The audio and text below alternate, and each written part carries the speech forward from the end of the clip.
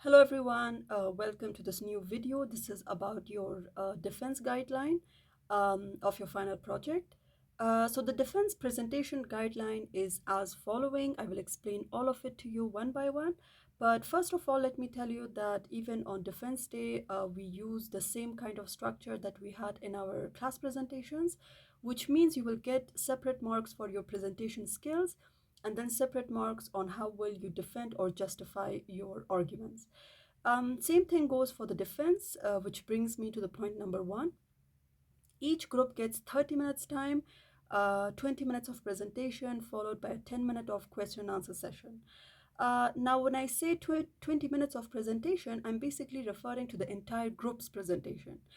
So if you're one person, two people, or three people in the group, you need to stay within that 20-minute time interval only. So you have to divide the time equally. You can get like 5 or 7 minutes each one.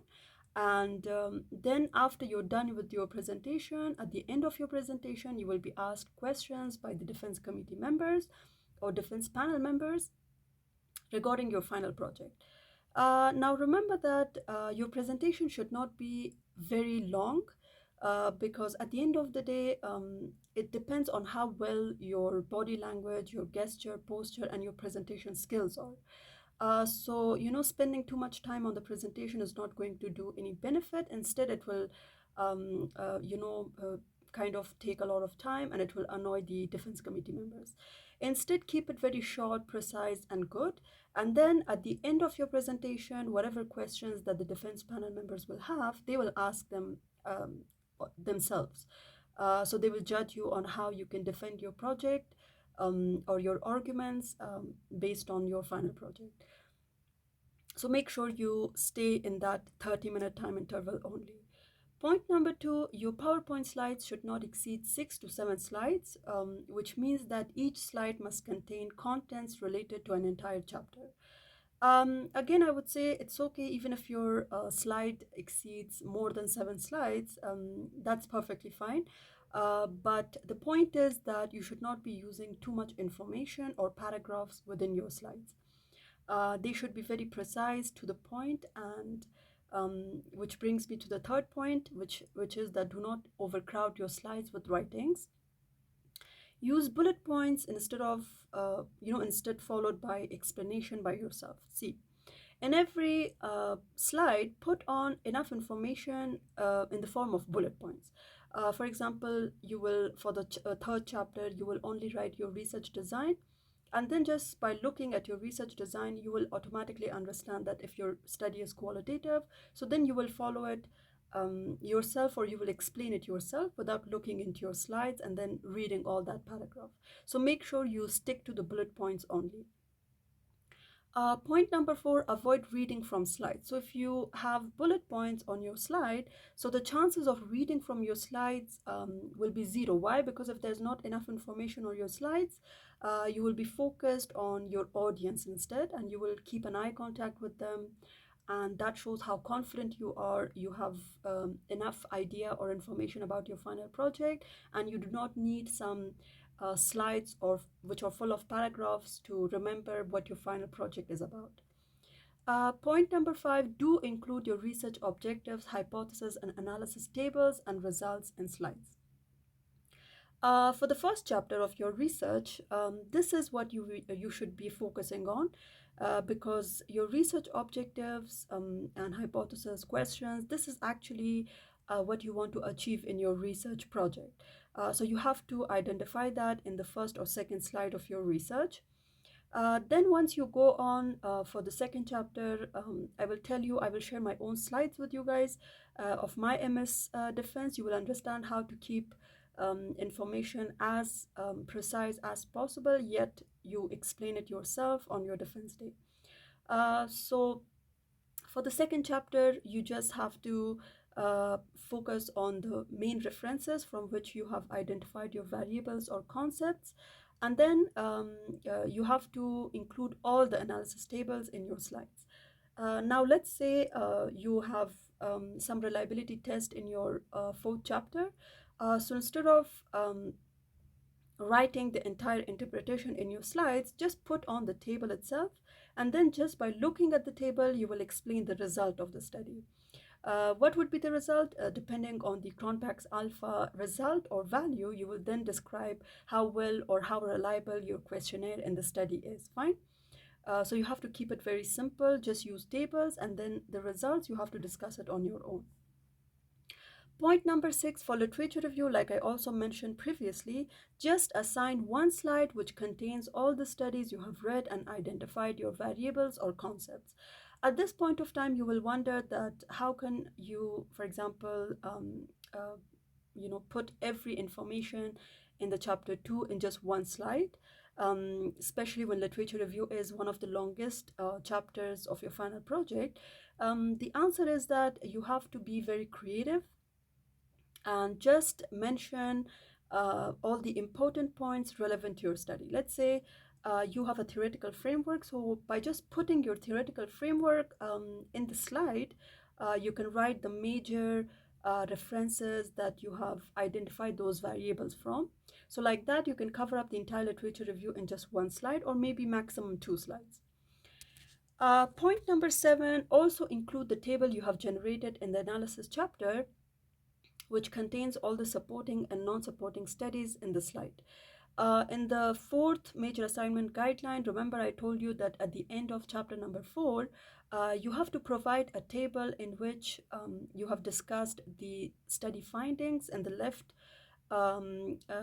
column, followed by a supporting column, which is a supporting studies. Just mention the name of the researchers or authors along with the year of publication. That's it. Also, if there are any contradictory research papers that match your study, put them in the 3rd column, but that's not a compulsory or a compulsion. If you haven't found any contradictory material to the findings of your own study, so then you can just skip that whole column. But if you use that table in your slides, that will sum up your entire findings of the study. It will save time, it will save space in your slides. So make sure you add that as well. Point number 8, be fair to each other and equally distribute presentation parts among group members. So defense is entirely based on individual performance, so make sure you remember that. Even if one member is an extraordinary presenter, still you have to give chance to the rest of the group members. Why? Because it will be individual based. Even if one member gets an A with that amazing presentation skills, it will not be a guarantee that the same numbers will be given to the rest of the group members, because it has to be on individual performance. So all 3 of you or all 2 of you must have equal time for the presentation, and you have to be fair with one another. If one member gets A or fails the project, it may not be the case for other members, which again, supports the idea that it's an individual performance day. So it doesn't matter, even if the one member is very good at the final project, he or she defends it well, can answer the questions. It does not mean that the same kind of grades will be given to the rest of the group members. So make sure you remember that. Point number 9, even if your presentation is related to a specific part of your final project, you should still be prepared for questions from the entire final project. Now again, please, like I said, it's individual performance, but that doesn't mean that you have to distribute your final project among each other. So it doesn't matter if you are the one who is ending the presentation, you can be still asked questions from the first part of presentation. So make sure each one of you is completely informed and well prepared for the entire final project, starting from the executive summary till the end of the final project, which is chapter 5. So make sure you understand that and do not give this excuse that this is not my part of presentation, which you generally did in the during the semester. Point number 10, please refrain from making any excuses. Instead, try your best to be entirely prepared on defense day. Excuses how? Like I said, if you say that this is not my part of presentation, that's an excuse. If you say you didn't get enough time or whatever, please do not make any excuses. Making excuses means that you're not taking responsibility of your actions. Defense Day is based on the entire semester's performance. It's not like other subjects that you have to memorize a book or something. It's based on your own final project, which on which you have spent like months, right? So for you, it should be so clear, because this is something you have done it on your own individually. What you wanted to achieve, what kind of steps did you follow in the methodology, what were the analysis steps, and then finally what were the results. So there's no chance for you to make excuses, so make sure you do not do that and take responsibility of your actions. Point number 11, which is the last one, make sure you have the confidence, preparation, good posture, gesture, and eye contact for a good presentation. So these are the points that you need to consider while having your presentation. Apart from that, on Defense Day, you will also have to bring 3 hard copies of your final project, because on defense days, a minimum of 3 panel members are always present for the defense.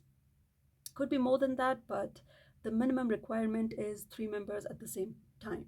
So even if you're one person, or even if your group is 2 people, you still have to bring 3 hard copies, binded hard copies of your final project, which you have to get it checked for the last time. When I call you in university, you have to come and then have a final check of your final project in the form of hard copy. So when you're printing your final project, make sure you convert it into PDF, because then there will be no formatting issues after the printing, which normally happens in the Word files. So this was it. These are the guidelines that you need to follow while presenting your defense or presenting your final project on Defense Day.